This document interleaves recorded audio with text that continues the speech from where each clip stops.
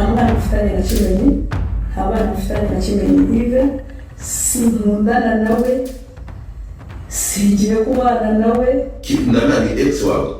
By the way, she's not ex. She's your lover. Real. Wemera ko niba uri mu rukundo na Kimenyi nk'uko bivuze nonanga uko bigize icyaha? Hari hashize iminsi mike Kimenyi Yves atangaje ku mugaragaro ko ubu ngubu ari mu rukundo n'umugore witwa Natasha utuye muri Australia. Ni inkuru benshi basamiye hejuru, ivugwaho byinshi, yandikwaho byinshi. Bamwe batukuye umubyeyi bamuziza ngo kuba asenya urugo rwa Miss Muyango, ariko uyu munsi mu masaha make yashize uyu mugore witwa Natasha cyangwa se ukunda gukoresha izina rya Nana wavugwagaho kuba ari imwe mu nkingi ya mwamba yateje umwuka mubi hagati ya Miss Muyango n'umugabo we Kimenyi Yves, yakoze ibintu byatunguye benshi. Ubwo yari ari mu kiganiro cya live kuri TikTok ku nshuro ya mbere, yavuguruje amakuru amaze iminsi avugwa, ahakara byeruye urukundo rwe na Kimenyi Yves ndetse anatera utwatsi ibyo kuba barabyaranye impanga. Ese bashatse kujijisha itangazamakuru cyangwa bashatse kudakomeza kuba igitaramo ku mbuga nkoranyambaga? Reka mwibutsa amwe mu magambo uyu mugore aherutse kuvuga ubwo yemezaga ko ari mu rukundo na Kimenyi ndetse ko n'abana b'impanga afite ari abo babyaranye. Urimo gukora gukora cyane umugabo w'umuntu masezerano imbere y'amategeko. Abaratandukana. Imana ngewe abantu bakora ibyo mu mategeko gukora ibigize ibyaha kurongora umugabo wundi mugore. Ngewe hano kuri TikTok yanyegerera ku ijambo rivuga ngo umuntu ushakisha azamura, ushakisha umwete azamura. Areka Kimenyi handsome boy. Ariko Kimenyi is handsome boy. Every woman can like Kimenyi is handsome. Listen, why don't you say people that?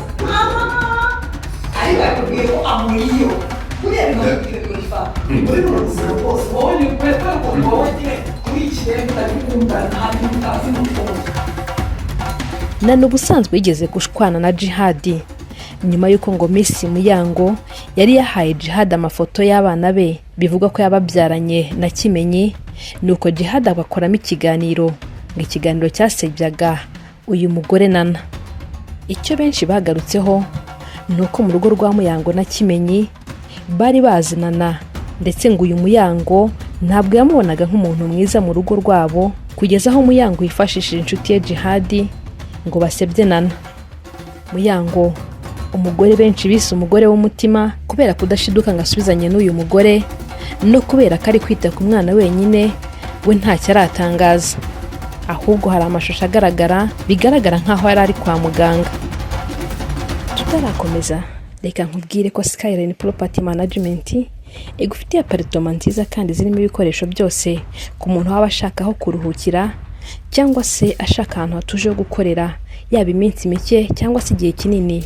Hamagara kuri 0784461299. Aba bakorera Nyamirambo hazwe nko kuri 40.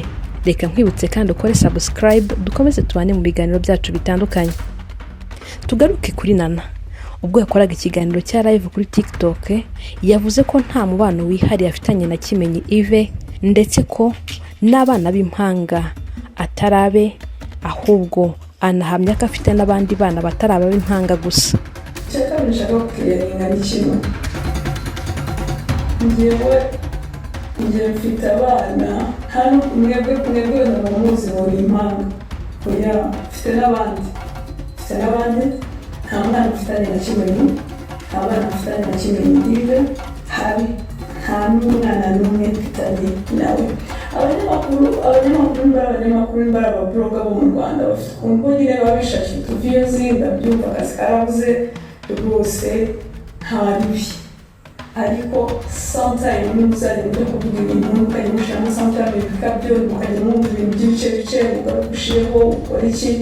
Oya, ujye uvuga ikintu ufitiye amakuru ahagije. Kandi ikindi cya kabiri, njye nzi ko uyu muntu umunyamakuru kugira ngo yitangaze nk'abaza gukora research akareba mu mpande zose akamenya uburangiza akaza kuvuga, ariko murahubuka murabibaza nyine kubera twabyara ibijyanye imitango no gutwika mugatwika mwangiza gutwika ukigendera. So guys, jewe nta sindi involved yo kuba umugabo n'umugore baratandukanye ngo ni jyewe. Oya kandi ntabwo ari jyewe. Niba baranashwanye ibyo bashwanye nibo babizi nk'aba bantu njye sindimo. No. Kandi kandi ikintu cya kabiri njyewe nuko by the way ndi umuntu uri funny kandi ndi umuntu ukunda kwisekera no kwifatira ibintu byose ibintu easy. So niyo mpamvu mama ibintu byose ntabikomeje, ariko enough is enough. Ibintu byo gushira mu bintu mateshwa y'abantu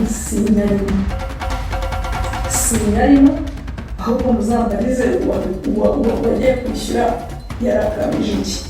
So ibyanjye ntabwo birangirije, buri muntu wese uri kuragenda uvuga sinkundana nawe, singiye kubana nawe,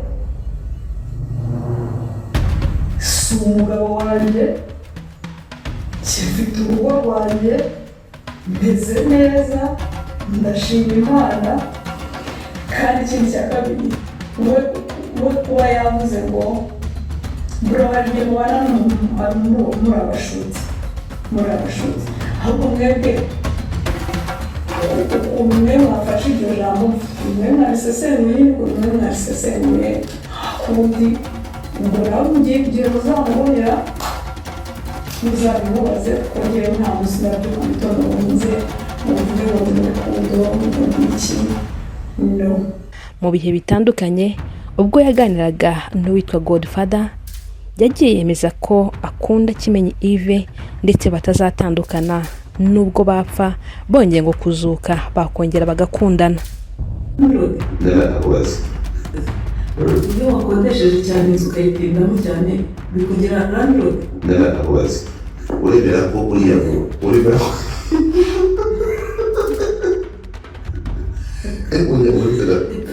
iyo akodesheje inzu cyane ukayiguramo bikugira nyirayo. Oya.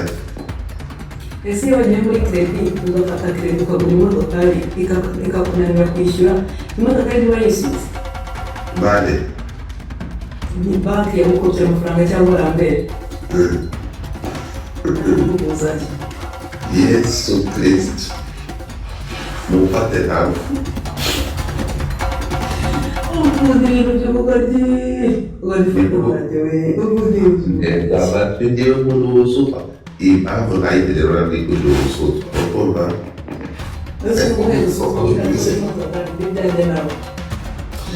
ikintu bwacu nacyo ni kimwe kuriya ndetse n'ibanga mu bintu bitari ibyanjye especially byari ibanga ntabwo njya muri dosiye manange wankwaga ndagukunda kumanina atoti mani nimba umunda sinyifuza ibyiza mu byiza tuvuga ntabwo tumenya ariko